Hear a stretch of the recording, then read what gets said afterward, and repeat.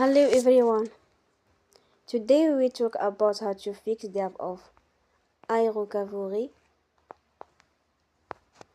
We will go to settings, then we click on apps.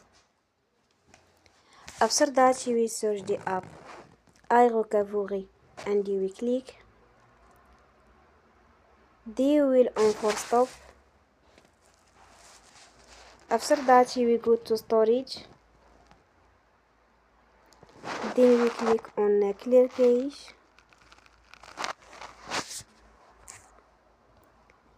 In the end, turn off your phone and you will recharge your phone again.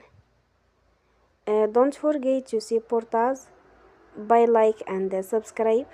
See you next time and thank you for watching.